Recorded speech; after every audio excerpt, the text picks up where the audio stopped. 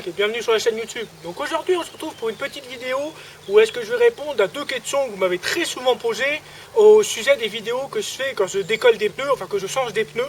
J'en ai fait plusieurs et vous avez été nombreux, mais très nombreux, hein, je veux dire sans raconter de conneries. J'ai bien reçu une centaine de messages parce que j'ai des vidéos qui datent de plus d'un an. C'est des gens qui m'ont posé des questions où est-ce qu'ils pourraient trouver un décolle-pneu comme celui-là. Et une autre question c'est sur les jantes alu, mais ça je vais y revenir. Donc pour parler du démonte-pneu, enfin du décolle-pneu, comme j'ai répondu à chaque fois, c'est un décolle-pneu qui est fait maison, donc vous ne pouvez pas en trouver dans le commerce des identiques. C'est tout simplement pour en fabriquer un comme ça, c'est assez simple. Vous prenez, donc celui-là c'est tout simplement un cardan de transmission, comme vous voyez les cannelures ici. Donc c'est un cardan de transmission qui a été coupé en deux ici. Donc il a été coupé en deux ici. Dedans on a tout simplement adapté une baramine qui sert simplement, donc le bout de la baramine on le met entre la jante et le pneu pour pouvoir le décoller. Simplement on fait un système de va-et-vient pour donner des coups bien forts et bien secs pour pouvoir décoller le pneu parce que c'est lourd, hein, ça fait bien une quinzaine de kilos. Donc la baramine elle est dedans le cardan de transmission. À l'intérieur du cardan de transmission on a mis un tube avec des rondelles pour éviter que la baramine elle reparte complètement dans ce sens là ou qu'elle sorte. Et ensuite on n'a plus qu'à taper pour décoller. Comme vous voyez c'est très simple à fabriquer et ça coûte pas cher. Maintenant, je ne sais pas si c'est vendu des modèles comme ça dans le commerce, mais c'est très bien. On peut même faire les pneus de tracteur avec, hein, parce qu'à l'origine c'est fait pour. Donc même les pneus de tracteur, vous arrivez à les décoller avec ça. Maintenant, deuxième question que vous m'avez posée, c'est au sujet des jantes alu. Donc des jantes alu comme celle-ci. Comment est-ce que je fais pour décoller les pneus des jantes alu avec cet engin-là? Alors la question est très simple à répondre. C'est qu'on va appeler ça le côté face de la jante, donc le côté qu'on voit. Ce côté-là, je peux pas, enfin si je peux, mais je ne le fais pas avec le décolle-pneu parce que je risque de l'esquinter. Pour vous expliquer pourquoi, c'est qu'une fois après avoir donné le premier coup, quand je le relève, ça risque de ressortir vu que c'est pas maintenu. Et quand ça ressort, généralement sur les jantes tôle comme ça, on s'en fout parce que ça c'est solide, hein, on s'en fout. Hein. Généralement sur les jantes alu, quand il ressort, il va taper sur un coin là et il va me les cailler. Donc je ne décolle pas les pneus avec ce machin-là. Enfin, en tout cas, le côté face, je ne le fais pas avec. Pour décoller cette partie-là, je vais vous le montrer, on va faire ça en vidéo. Je vais tout simplement mettre le pneu dans l'étau et je serre avec l'étau, vous allez voir, ça va tout seul. L'avantage avec l'étau, c'est que c'est toujours que ce côté-là qui se décolle, jamais ce côté, donc on va appeler ça le côté pile, accessoirement. Donc c'est le côté où est-ce que vous avez le frein et l'étrier qui se met à l'intérieur. Ce côté-là, avec l'étau, il se décolle jamais. C'est sûrement une question de construction de jantes, enfin je sais pas trop, mais bon, ça c'est pas grave. Ce côté-là, par contre, je peux très bien le faire avec le décolle-pneu. Comme vous voyez, même si ma barre, elle sort tout seul, là, il n'y a rien à l'intérieur, elle tombe dedans. Et généralement, là, aux bordures, autour, c'est là où est-ce que vous mettez les poids d'équilibrage, comme vous allez voir sur l'autre jante. Et donc, il y a toujours 2-3 petites règles, comme ça, donc c'est pas très grave. Par contre, ce côté-là, il faut que je fasse très grave, parce que pour taper, il faut que je pose mes jantes à plat. Il ne faut pas les poser sur des cailloux, sur des jantes, ou enfin sur des jantes, sur du béton ou une autre connerie.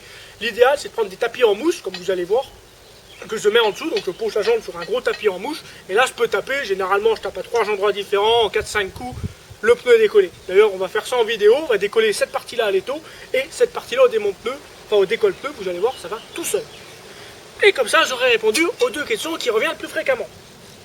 Donc voilà, donc allez, là ce qu'on va faire, on va aller au garage, et on va les décoller, donc c'est la même jante, hein, parce que j'en ai 4 comme ça, je veux les remettre sur mes voitures, c'est des jantes de Ford RS, je crois, enfin un truc comme ça. Et je vais les remettre sur une de mes Syrah. Et donc je suis en train de démonter les pneus, donc là on va les décoller la deuxième jante, vous allez voir, ça va tout seul. Allez hop, c'est parti. Bon, il faudra quand même que je les remette en peinture, les jantes là, parce que bon, ils font vraiment la gueule. Il faudra vraiment qu'on les repeigne, je sais pas, on fera peut-être une vidéo en peinture. Allez hop, c'est parti.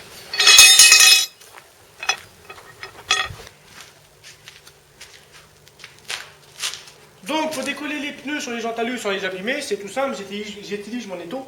Donc je mets, bon après vous avez différents types d'étaux, différents types de jantes. Moi j'ai du 14, donc l'étau là il est parfait. Vous mettez la jante dans l'étau en fonction que le haut de l'étau arrive pile au niveau de la jante de chaque côté. Donc là, c'est très bien en place. Il faut la descendre un peu. Voilà, bien la mettre comme ça, et ensuite vous serrez. L'avantage de ça, c'est que vous n'allez pas abîmer la jante avec parce que bon, le décolle-pneu que je vous ai montré, il va très bien pour les jantes alu aussi, mais il faut faire très gaffe parce que quand vous le levez, la baramine elle sort. Et il suffit qu'elle tape sur la jante pour qu'elle soit écaillée la jante. Donc c'est pour ça que j'utilise plutôt l'étau, au moins comme ça, c'est pas ce problème. J'ai aussi cet appareil-là, donc c'est un décolle-pneu qui se fixe sur le côté des jantes, mais ça va pas parce que sur les jantes alu, sur les jantes tôle c'est parfait, mais il accroche ici dans les bordures des jantes, là, et sur les jantes alu, il les abîmerait. Donc c'est pas top pour les jantes alu non plus. C'est pour ça que l'étau c'est parfait. Quand vous n'êtes pas très équipé ou que vous avez que ça, c'est génial.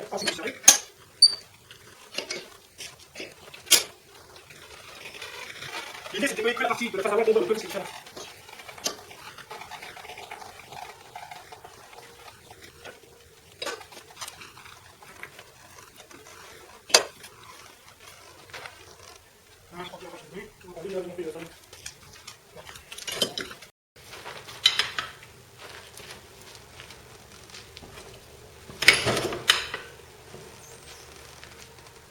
Ensuite, vous prenez un démonteur et vous poussez. Et voilà, notre pneu est décollé.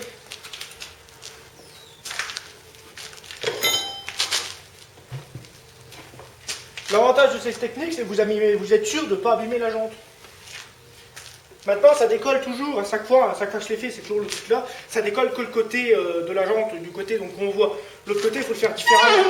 Et ça, je vais vous expliquer.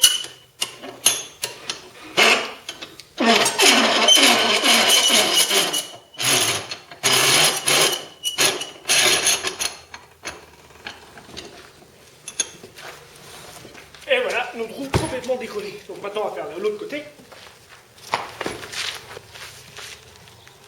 Donc pour l'autre côté de la jante à vue, dans les taux ça va pas le faire vu qu'on a décollé un côté, donc on va le décoller avec le décolle pneu. Bon, il y a plusieurs solutions sur les jantes à vue de ce côté là, c'est parce que vous voyez c'est le côté où vous mettez les poids pour l'équilibrage. Donc vous avez toujours 2-3 petites rails, donc accessoirement on peut très bien utiliser de ce côté là bien sûr. L'appareil vert que je vous ai montré, de l'autre côté vous avez jamais de rails, mis à part si vous avez bouffé un trottoir. Donc voilà quoi. Donc là on peut très bien mettre l'appareil vert, mais nous on va le faire avec ça. Donc ce que j'ai fait, comme vous voyez, j'ai mis une bâche au sol et j'ai mis de la mouche. Simplement pour pas abîmer ce côté de la jante. Bon, même si elle n'est pas en très bon état celle-là. Donc on met ça dans la mouche comme ça. Comme ça va amortir les coups et ça évitera tout de rail. Ensuite on prend notre décolle pneu.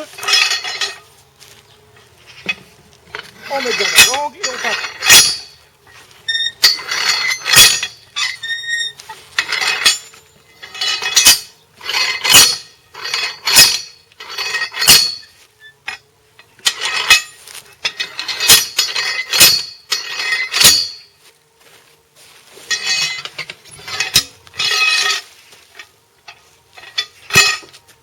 Et voilà, notre pneu décollé.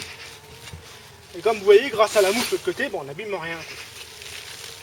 Bon, j'ai un tapis là, j'ai un tapis de mouche qui est beaucoup plus gros que ça, mais là pour la vidéo, j'ai trouvé que ça, je sais pas qu'est-ce que j'en ai fait. Bon là, cette jante là, j'en ai 3 des comme ça, c'est des jantes de Ford. Il m'en faudrait une 4e. Ils sont prévus d'être repeints et tout, mais bon, pour l'instant, j'ai pas eu le temps. Et maintenant, pour sortir le pneu, on prend le démonte-pneu, hein, ça c'est très rapide. Donc là, on prend le démonte-pneu. L'avantage des démonte-pneu, c'est qu'ils ont la forme de ce côté-là, donc vous n'abîmez rien, quoi. Vous pouvez très bien les sortir très rapidement. Donc voilà, donc notre pneu décollé, donc vous voyez j'ai rien abîmé. Donc là moi maintenant ce que je vais faire, bon là je vais arrêter la vidéo là parce que démonter les pneus j'en ai déjà fait en vidéo. J'en ai encore 2 à démonter et je vais pouvoir les poncer et les repeindre entièrement. Je sais pas quelle couleur, je les avais pas en blanc il y a déjà très longtemps mais je n'ai jamais eu le temps de les monter sur la voiture. Donc là il faudra que je ferai 4 pneus et puis je pourrai les mettre sur une de mes Syrah. Je vais peut-être les mettre sur la Syrah blanche à côté et ça rend pas mal. Donc allez, si cette vidéo vous a plu, n'hésitez pas à mettre un pouce bleu, à vous abonner et à partager un max bien sûr. Et on se dit à très bientôt. Salut!